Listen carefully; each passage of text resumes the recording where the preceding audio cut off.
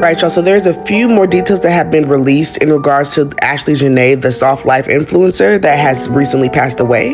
Just a quick summary, she went on a trip to Africa with her then boyfriend that turned into her fiance on the trip for her birthday.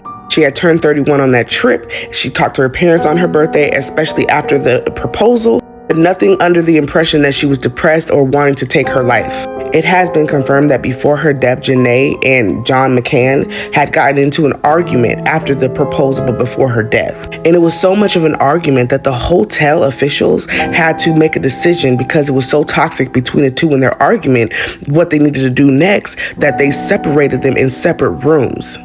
Then it was stated by her mother that just did a recent interview with the news source, and she stated that he called her, right, and was like, yeah, something's going on with Ashlee, just to let you know, but wasn't too much in the details with her. She stated that she was trying to ask him for more details in regards to what the hell was going on with her daughter, but he was not giving up any more information than what he gave. She then stated that before she got off the phone with him, she asked him, like, when did all this happen? When did all this take place? And he told her 11 hours prior from him calling her to tell her what the hell's going on. So for 11 to 12 hours, you have been seeing this woman going through whatever she's going through in the hospital, and you did not decide to call her parents the moment that it happened? She then said that she got off the phone with him, and then not too long after, the hotel called her and confirmed to her that her child was dead. They were asked in the interview, do they believe that John McCann has anything to do with the unaliving of their child? And they said right now they're just going to go with the investigation and wait for answers through them before they start making accusations against the fiance. But they made it a point to let y'all know that that nigga didn't do shit. Didn't relay a message that he needed to relay in the time that he needed to relay it. He was playing.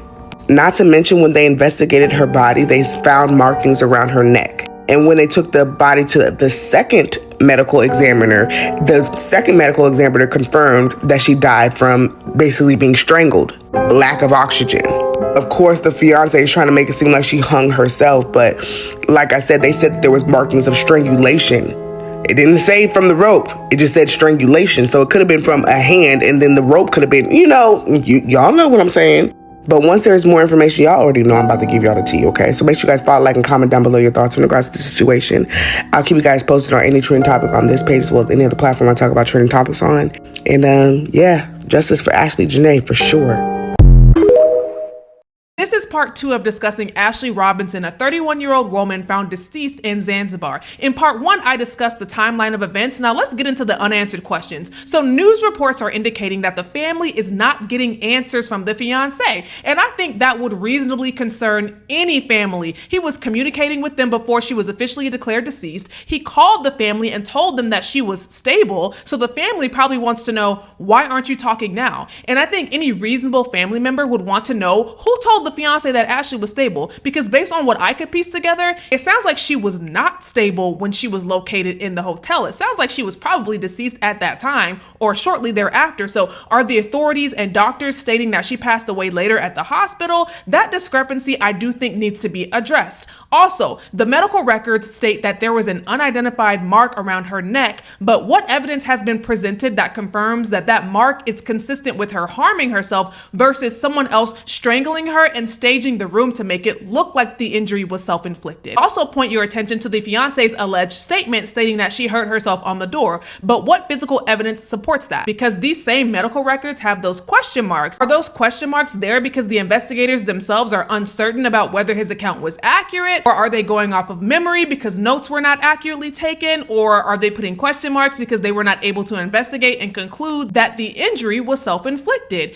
And is there surveillance footage of the hotel? Did anyone enter her room prior to the incident or have access to her room? Again, these are not accusations. However, these are the questions any proper investigation must answer, and this family deserves those answers directly. And while I don't have all the answers, I do know one thing. She was not just going to be discarded and forgotten about. No, she will not be discarded and she will not be forgotten.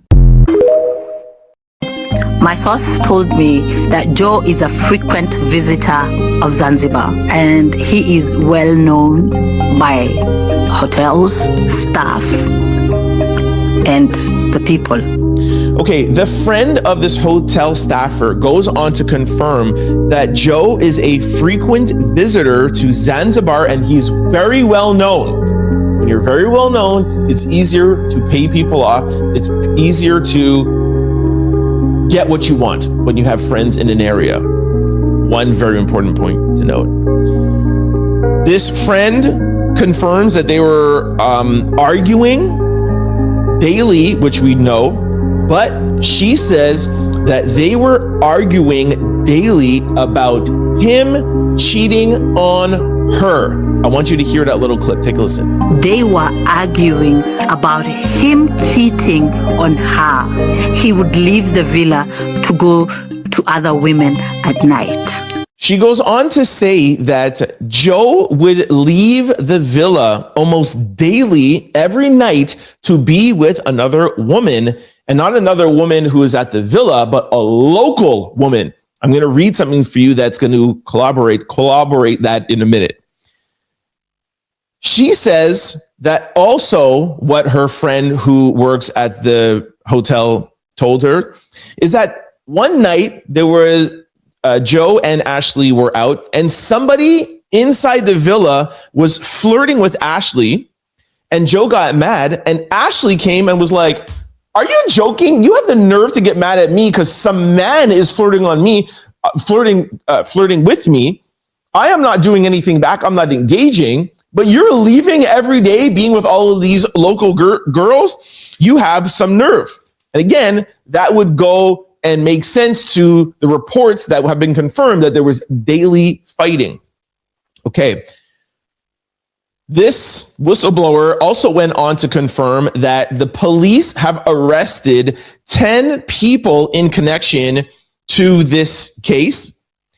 And she says that Joe had a friend in Tanzania near Zanzibar, and this friend is a male friend, local, and he also too has been detained / arrested. So now they're saying that Joe was not the last person to see Ashlee. There was an attendee that was outside of her room.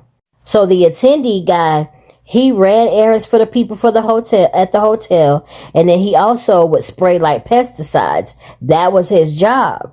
So allegedly, he is the one who saw her last.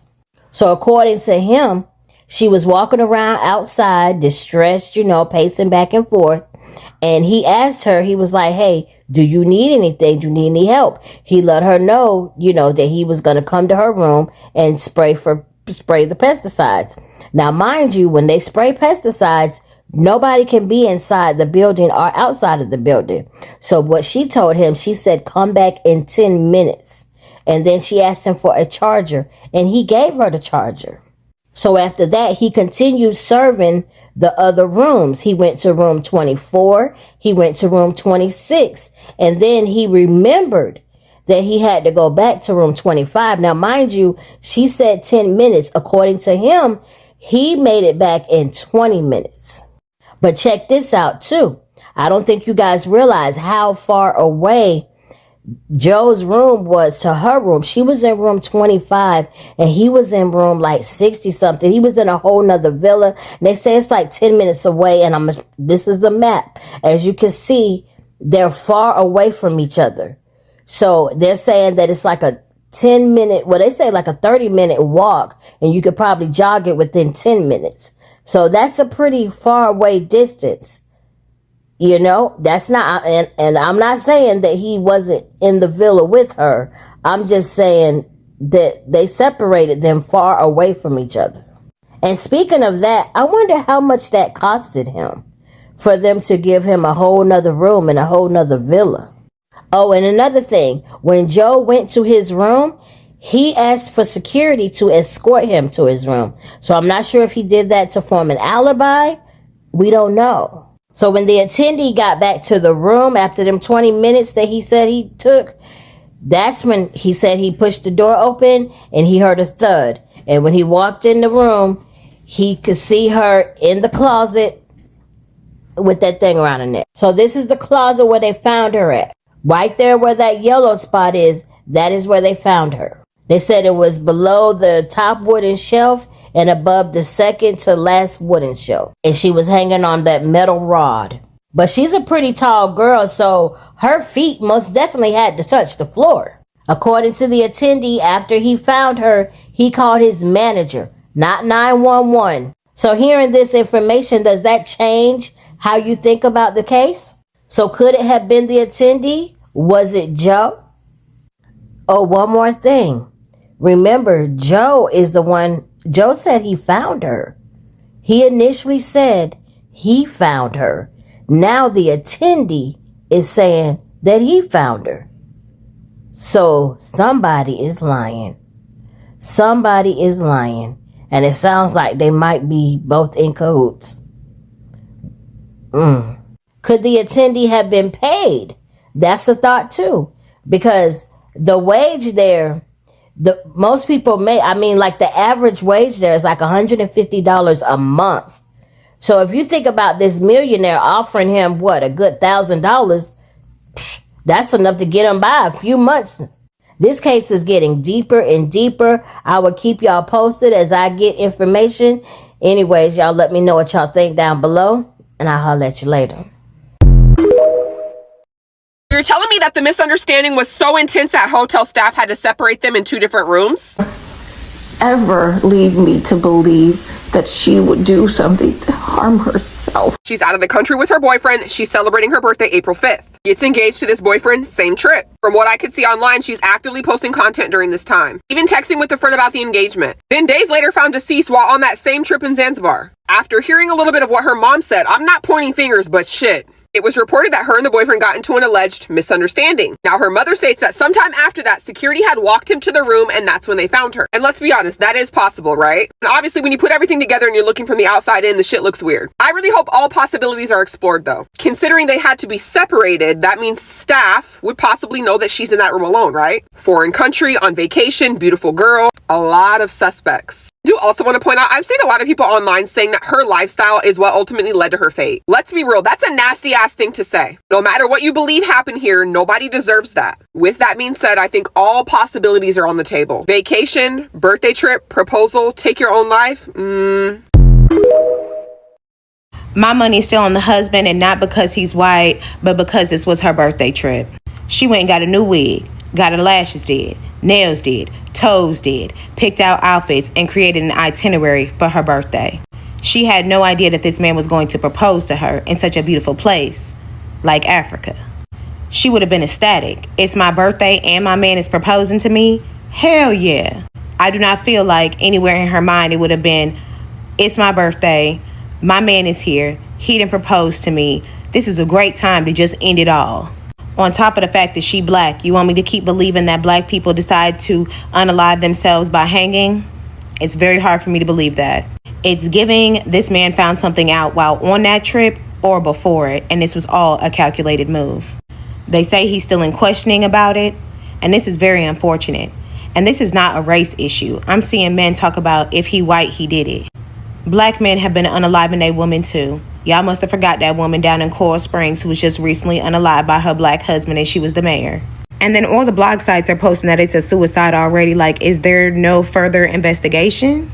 But I don't know. Something smells fishy here. And all I'm going to say is rest in peace to that beautiful woman, Ashlee Janae.